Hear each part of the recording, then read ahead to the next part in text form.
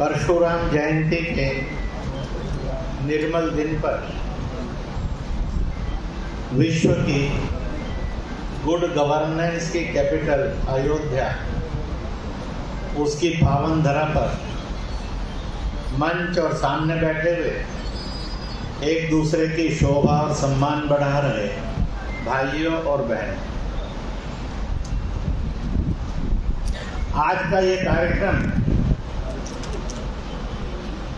केवल भारत के नागरिकों का नहीं है, यह है मानव जाति का कार्यक्रम। इस कार्यक्रम में ईसाई भी हैं, मुस्लिम भी हैं, आन भी हैं, वान भी हैं, यहूदी भी, पारसी भी हैं। भारत के मध्य पंथों में बौद्ध, महायान होंगे या थ्योरवाद होंगे, जैन, सिख, शाक्त, शैव, वैष्णव होंगे, निराकार उपासक होंगे, साकार उपासक होंगे, ग्रंथों को मानने वाले होंगे। कोई ऐसा मत पंथ नहीं है जिसका प्रतिनिधित्व नहीं है। और इसलिए अब कुछ जय घोष लगाते हुए आगे बढ़ेंगे। बोल प्रभु श्री रामचंद्र की जय, बोल सियावर रामचंद्र की जय। मैं कहूँगा जय भारत, आप कहेंगे जय जगत। जय भारत, जय जगत, जय जगत बोलना है, नहीं तो जिन्होंने विश्व गुरु का उच्चारण दिया आपने तालियां बजाई वो भटक जाए। जय भारत, जय जगत, जय भारत, जय जगत। ये सत्य इसलिए है, भारत की धरा, उसकी खुशबू, खूबसूरती, उसका आभा मंडल कई बातों से जाना जाता है। सारे जहां से अच्छा हिंदुस्तान हमारा, बाकी दुनिया के किसी देश के लिए ये गाना नहीं। राम जनकन में, जनकन राम से, इसलिए जिसको दुनिया ने अपनी अपनी भाषाओं में, बोलियों में, मत पंथों में गॉड कहा, अल्लाह कहा, खुदा कहा, रब कहा, वाहेगुरु कहा, परवरदिगार कहा, ईश्वर, परमेश्वर, परमात्मा कहा, भगवान कहा, उसी को संसार राम भी कहता है, कृष्ण भी जानता है। और उनका एक कॉमन शब्द है ऊपर वाला, और इसलिए राम सृष्टि के अंदर ऊपर वाला माने जाते थे, हैं और जाने जाते रहेंगे। आज यहाँ यह जल इस बात को प्रतिष्ठित करता है, भारत की माटी की विशेषता है, दुनिया के सब धर्मों और उपधर्मों को स्वीकार भी करती है और सम्मान भी करती है। ऐसी दुनिया में न सभ्यता है, न समाज है, न माटी है, न परंपरा है। इसलिए अगर विश्व को युद्ध से मुक्त होना है तो उसका मार्ग भारत से ही निकलेगा। अगर समाज को धर्मों के दंगों से मुक्त होना है तो वो भी इस अयोध्या की माटी से ही निकले। राम किसी की आइडेंटिटी के शोषक नहीं है, वो सबकी आइडेंटिटी के रक्षक और पोषक है। इसलिए जहाँ अज्ञान है, अंधकार है, आज का ये कार्यक्रम उस अज्ञान और अंधकार की पूर्ति, उसको दूर करेंगे, इस संकल्प के लिए ये कार्यक्रम।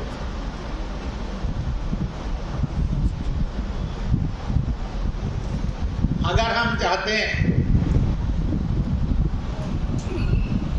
कि समाज के अंदर सुख आए तो प्रभु राम से प्रश्न किया था, उसी के साथ बात को पूरा करूंगा कि आपने रावण का उद्धार करना था तो उसके लिए अहिल्या उद्धार की जरूरत क्या है? राम से प्रश्न किया गया था, आपने रावण को मुक्त करना था, उसके लिए शबरी के फल खाने की जरूरत क्या है? क्योंकि वो तो युद्ध का काम था, आप युद्ध करते और कर सकते थे। प्रभु ने कहा था जहां नारी का सम्मान है वहां मानवता से युक्त होकर देवता फरिश्ता होता है। जहां नारी का सम्मान नहीं है वहां मानवता से गिरकर शैतान और राक्षस हो जाता है। इसलिए अहिल्या उद्धार जरूरी था, क्योंकि मानव जिस फैक्ट्री में प्रिपेयर होता है, मैन्युफैक्चर होता है, उसको संसार नारी की कोख कहता है। प्रभु ने स्वयं संकल्प किया और निर्णय दिया कि अगर मुझे भी संसार में आना होगा तो मैं उस नारी की कोख से आऊंगा, क्योंकि वह जगत जननी मां कहलाती है। और इसलिए राम के प्रति समाज को एक विश्वास हो जाए, यह नारी के सम्मान का शासन होगा, ना कि नारी के शोषण का होगा। रावण वध सरल हो जाए। शबरी के फल खाकर उन्होंने संकेत देना था, इसलिए छोटे भैया शेषनाग रूप को कहा फल फेंक दो, उन्होंने फल खाए। तुरंत पूरी सृष्टि के अंदर एक नए विधान की रचना हो गई, और वह ये था कि जो छुआछूत को अपराध, अधर्म और पाप मानेगा वह भगवान होगा, वह महान होगा। जो छुआछूत को धर्म, अपराध नहीं मानेगा, उसको धर्म मानेगा, अधर्म नहीं मानेगा, तो वह सामान्य देवता या मानव बनकर रह जाएगा। इसलिए मंत्र बना श्री राम जय राम, पर मंत्र नहीं बना श्री लक्ष्मण जय जय लक्ष्मण। दो मिले तो संसार में सबने एक दूसरे को कहा राम राम भाई, राम राम बहने। किसी ने आज तक नहीं कहा लक्ष्मण चाचा जी, ताया जी, लक्ष्मण। इसलिए उनको संदेश देना था।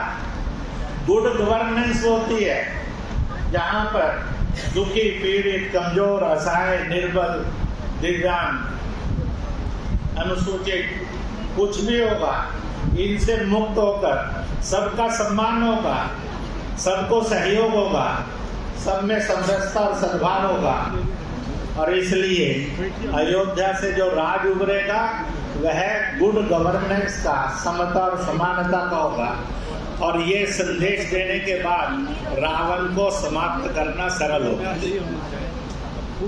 इसलिए आज हम यहाँ आए तो विश्व को ये संदेश देने के लिए आए कि हम भारत, अयोध्या, यहाँ की हवाएं, यहाँ की किरणें, यहाँ का वातावरण, यहाँ की सुगंध इस बात को स्थापित करेगी कि दुनिया युद्ध मुक्त हो, दुनिया युद्ध की ओर नहीं हो।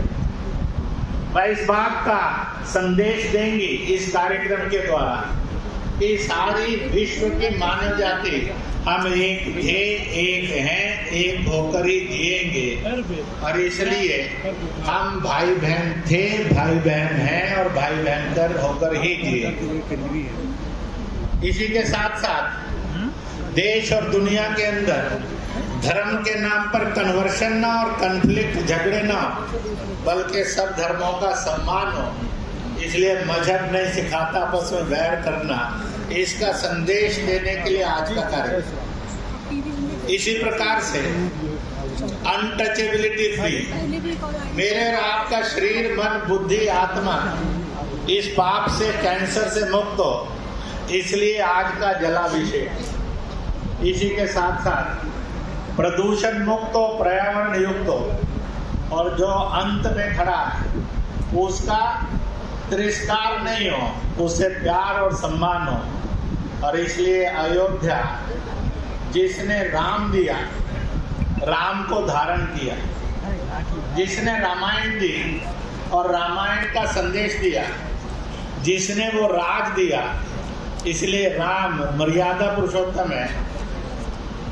राम राज्य है, आदर्श राज्य है, इसलिए आने वाला कल इस बात की प्रतीक्षा करता है और इस रूप में करता है कि जो सनातन है, जो भारतीयता, जो हिंदुत्व है, जो इंडियननेस है, जो आर्यत्व है, यही मंगल का और कल्याण का रास्ता है, जो सबको स्वीकार भी करता है और सबका सम्मान भी करता है। आज के इस पावन कार्य के अंदर हम एक संकल्प करें कि इन सब बुराइयों से स्वयं को भी मुक्त करेंगे, भारत को भी मुक्त करेंगे, दुनिया को भी मार्ग दिखाएंगे और ऐसे सुंदर कार्यक्रम का यही संदेश घर घर जाएगा, जन जन जाएगा। इसलिए राम जनकन में है, हर जनकन राममयी है। ऐसा जन बता दो जो राम मुक्त हो, ऐसा तन बता दो जो राम युक्त ना हो। इसलिए इस सत्य को विश्व एहसास कर सके और हम अनुभव करके इस सत्य को जिएंगे। इस कार्यक्रम की सफलता यह सुनिश्चित थी, है और होगी। इस विश्वास के साथ एक बार तालियों की गड़गड़ाहट के साथ विजय जोली और उनकी टीम को भी बहुत बहुत बधाई। और इस सभागार में इस अद्वितीय कार्यक्रम के हम और दृष्टा बने हैं। इस बात का एहसास लेकर आने वाले कल को हम निर्देशित भी करेंगे, संचालित भी करेंगे और उस पावन दिन को देखने के लिए आएंगे जब जो गया जन और जमीन है वह पुनः अपना होगा। इस विश्वास के साथ भारत माता की जय, बोल श्री रामचंद्र की जय, बोल सियावर रामचंद्र की। बहुत बहुत धन्यवाद, बहुत बहुत बधाई। तिब्बत पार्लियामेंट